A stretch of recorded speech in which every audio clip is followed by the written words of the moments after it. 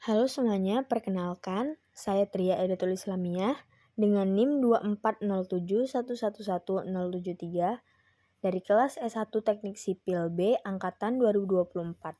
Di sini saya akan mendemonstrasikan cara pengolahan data menggunakan metode Chi-square. Nah, langsung saja di sini data yang saya ambil bersumber dari sebuah jurnal berjudul Estimasi Peluang Terkena Penyakit Paru-Paru pada Perokok Aktif dan Pasif menggunakan uji Chi-square. Nah, untuk penulisnya sendiri sudah saya cantumkan seperti yang ada di layar, dan untuk linknya teman-teman bisa akses di link berikut. Baik, sebelum masuk ke cara pengolahan datanya, sedikit penjelasan tentang metode Chi-square. Chi-square ini adalah metode uji statistik yang digunakan untuk mengetahui apakah terdapat hubungan antara dua variabel kategori. Metode Chi-square merupakan metode statistik yang digunakan khusus untuk data kategorik. Jenis data yang paling cocok untuk Chi-square adalah data nominal. Seperti yang bisa teman-teman lihat pada layar, data ini menggunakan data nominal, yaitu ya atau tidak, perokok atau tidak perokok, dan ada penyakit atau tidak ada penyakit. Data ordinal juga bisa dianalisis menggunakan Chi-square selama diberlakukan sebagai kategori, bukan sebagai angka. Misalnya tingkat kepuasan, rendah, sedang, tinggi, dan lain sebagainya. Sementara itu, untuk data interval dan rasio tidak cocok langsung untuk Chi-square karena keduanya berupa data numerik. Kalau misalnya peneliti ingin tetap menggunakan Chi-square, maka data angka tersebut harus diubah dulu menjadi kategori. Baik, langsung saja dari jurnal yang saya ambil, data yang diperoleh adalah sebagai berikut. Apabila kita menganalisis data menggunakan metode Chi-square, langkah pertama yang dapat kita lakukan adalah menentukan hipotesis.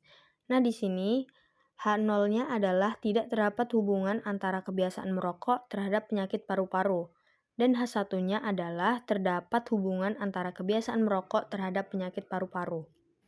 Perlu kita ketahui pada metode Chi-square, apabila hasil yang kita dapatkan nilai Chi-square tabel lebih besar daripada nilai Chi-square hitung, maka kesimpulannya H0 diterima dan H1 ditolak. Dan apabila sebaliknya, didapatkan nilai Chi-square hitung lebih besar daripada nilai Chi-square tabel, kesimpulannya adalah H1 diterima dan H0 ditolak. Sebelum menentukan nilai Chi-square tabel, kita perlu mencari derajat kebebasannya atau degree of freedom. Untuk rumusnya yaitu jumlah kolom dikurang 1 dikali dengan jumlah baris dikurang 1. Di sini jumlah kolomnya adalah 2 dan jumlah barisnya adalah 2. Sehingga setelah dimasukkan ke dalam rumus didapatkan derajat kebebasannya adalah 1. Setelah itu kita perlu menentukan tingkat kepentingan atau nilai alfanya terlebih dahulu. Di sini kita menggunakan nilai alfa 0,05.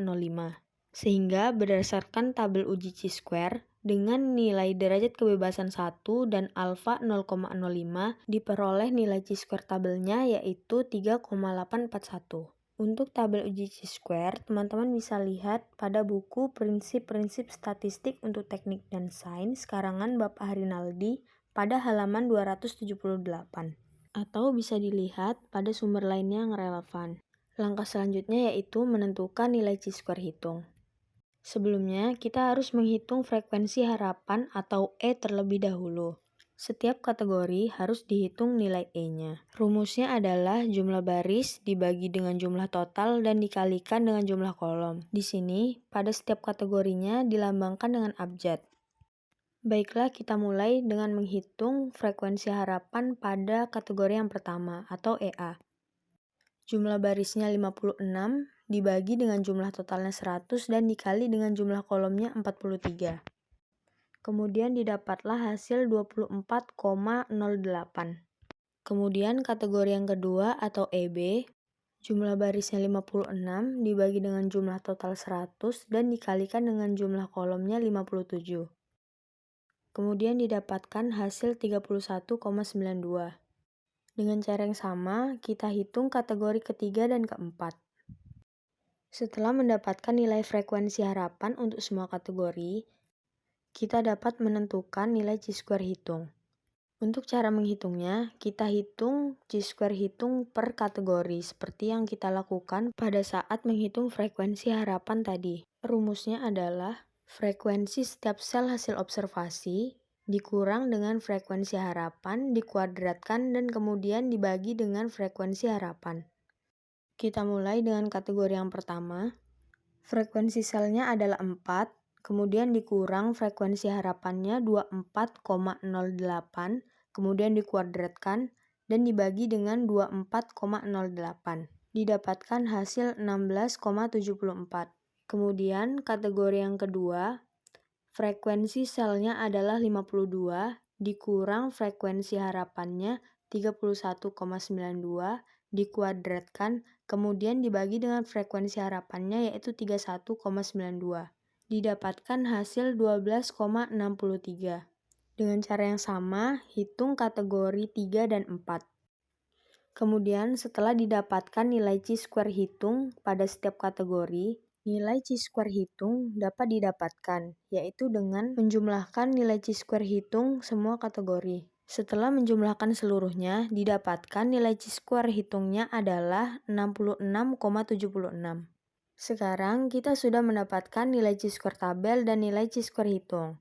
Nilai chi-square tabel yang didapatkan adalah 3,841, sedangkan nilai chi-square hitungnya adalah 66,76. Di sini kita dapat mengetahui bahwa nilai chi-square hitungnya lebih besar daripada nilai chi-square tabel, sehingga dapat ditarik kesimpulan bahwa H1 diterima dan H0 ditolak. Dari sini dapat disimpulkan bahwa ada hubungan antara kebiasaan merokok terhadap penyakit paru-paru. Baik, mungkin cukup sekian penjelasan dari saya. Lebih dan kurangnya mohon maaf. Terima kasih.